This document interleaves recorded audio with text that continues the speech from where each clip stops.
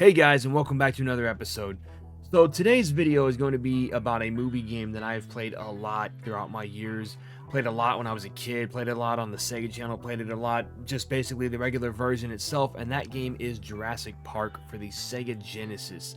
Yes, I know there are many different Jurassic Park games, but the Genesis versions are the ones that I played the most. I do want to cover the Super Nintendo games, and even though, yes, I might not actually have finished the Super Nintendo game, I do want to cover those as well. But for today, we're talking about the Sega Genesis game, the first game released on the Sega Genesis based on the movie and loosely based on the book. So with that being said, let's go ahead and take a trip back to 1993.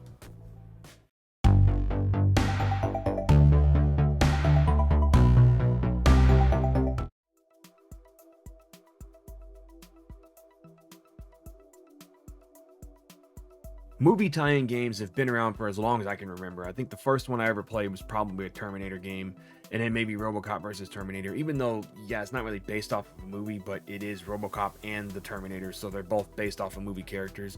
But another one is Jurassic Park, specifically the Jurassic Park on the Sega Genesis, because that's one of the ones that I played the absolute most of. And I remember when I first played this around Christmas when I got my Sega Genesis in '93, we rented it from Blockbuster, and I think I couldn't get past the first level, and I told my parents I don't really know if I like this game too much, so we took it back and rented something else. But then later, or a few weeks later, when my birthday rolled around, I got it for my birthday, and I thought, oh my god, I got Jurassic Park for my birthday, so we can actually try and get past the level that I was stuck on, which I think was level 2. And for the longest time, I was stuck on level 2, and it would take me a good couple years to actually complete this game. I mean, I'm not joking, it took me about 4 years to complete the game, because when you're a kid and you have a few games to choose from, you get a game over and you're like, ah, whatever, I'll play something else. And because we had the Sega channel too, I was like, well, game over, let's just pick something else to play. So a lot of times I just play other stuff on the Sega channel instead of the Jurassic Park game. But once I finally got through that second level, I realized that there's a lot of stuff that I didn't like about the game. I mean, there's stuff I do like about the game too, but there's some stuff that I didn't like about the game, and most of it is the controls. So with that being said, I want to talk about the gameplay and discuss that for a little bit on the things I liked and didn't like, and if you should consider playing it yourself today. So with that being said, let's jump into the gameplay.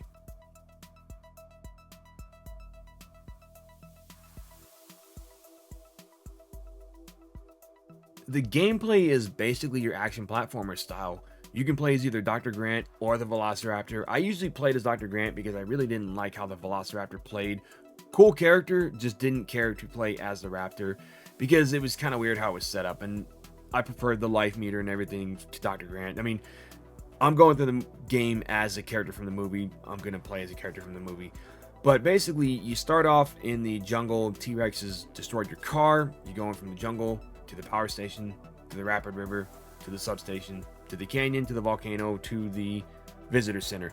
Now, those 3 middle levels, the river level, canyon, and volcano, I am pretty certain those were in the book or featured in the book, because I've always heard stories and seen videos on how there was a river section cut out of the movie and they put it in the game instead. And then you got the volcano on Isla Nublar, which is in Jurassic World Fallen Kingdom, so it makes sense to have it in this game too.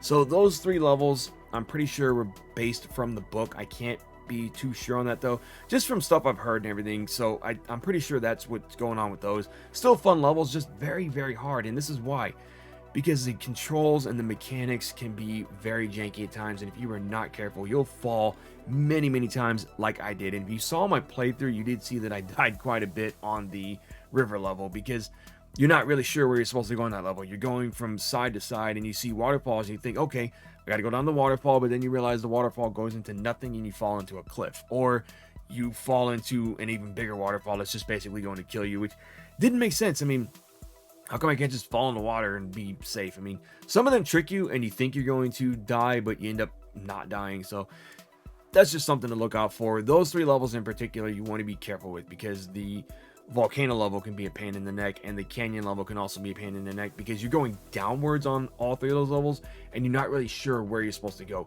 One good thing though is when you duck, you can actually pan the camera down, or it does it automatically, and you can see if there's any like pits you're going to fall into or any safe spaces that you can jump to. So use that to your advantage. Duck and see what is below you so that you're not just jumping into a pit blindly and dying. The reason is because you only get 3 lives. You get these 3 green bars under your ammo, and those are your lives. Now, it's a life meter, yes, and it goes down, and once it goes into the red, you're gonna have to find some health. But if the first one goes away, you get 2 lives left. If the second one goes away, first one goes away, that's it, game over. The good thing about this game, though, there is a password system. So should you run out of lives, write down the password. And I think one of the cool things, though, is if you get a game over, if you go to the password screen, it actually has the password already saved in the thing, so you just have to hit start and it'll start you at the level that you left off on. So use it to your advantage, that password system.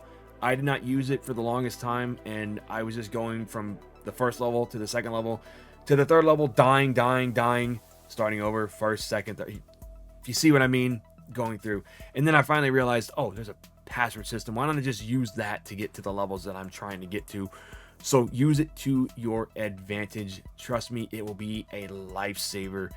Now, one of the interesting things, though, is that it does play a lot like Prince of Persia and Uncharted when you're jumping. So what I mean by that is you got to get a running start going for your jumps. You can't just stand in a spot at the edge and jump and hope that you make it. You can, but sometimes you end up falling into a pit or spikes or water and dying and all that. So you want to get a running jump going if you're going to jump across a pit or a platform and everything.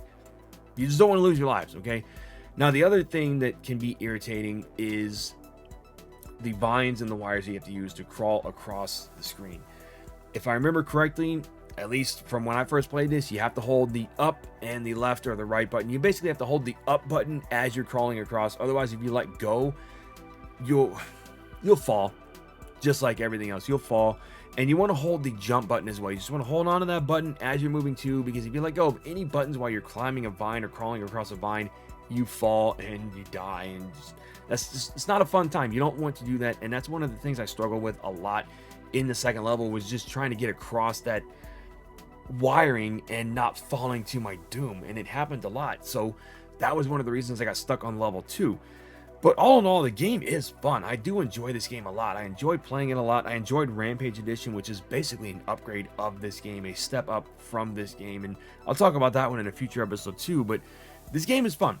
You're going to love it if you enjoy Jurassic Park. Just know that going into this, you're going to have a little trouble with the controls at times at first. So just be patient with the controls, play the game, have fun with it, and you will enjoy it.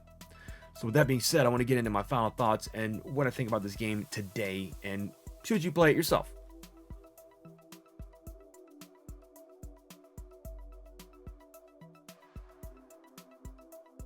Alright, so let's answer that big question of the video. Is this game worth playing today? Yes, I'm going to say yes it is. I know I just mentioned some flaws and some things I didn't like about the game, but it is still worth playing. Just know that going into it, you're going to have a little trouble with the controls at first, but once you get used to those, it is not a problem. Just have patience with it like I did, and you will get through it no problem. Now, if you're looking for a physical edition of this game, it's pretty easy to find. I think I've seen it for about $5, maybe less than that, about $3 at retro shops. If you can find it complete in box, it might be a little bit more than that, maybe $10, $15, because it's complete in box and everything. But if you can find it, definitely pick it up. I still have my original box, and I love the cover art for this game. It's that Jurassic Park over the sunset, over the park, over the palm trees and everything. And that's really what Sega went with for their marketing for this game. They did it on the Game Gear version. Pretty sure the Master System version, that might have actually not been released in America, now that I think about it. They also did it for the Sega CD version, and I don't recommend that version at all. It's just not fun. It is a point-and-click game. They could have done so much better with that game, but I've just heard nothing but bad things. And I tried playing it once, and I could not get through that game. I had no idea what I was even doing. And it's also timed, so if you run out of time, you lose, and it's kind of like, it's annoying. So really, check it out. And if you can find the Rampage Edition as well, pick that one up too. I love Rampage Edition. I will cover both the Game Gear and Rampage Edition on separate videos as well, because there are things I liked about both of those games too. There weren't a whole lot of dislikes about those games because they weren't as difficult to control as this one was. They really fixed a lot of stuff in Rampage Edition that a lot of people had complaints about with this one. So definitely check that one out too. But with that, guys, before we get to the end of the video, I do want to know, what is your favorite Jurassic Park movie or Jurassic World movie, and what is your favorite Jurassic Park game of all time? Let me know down in the comments below.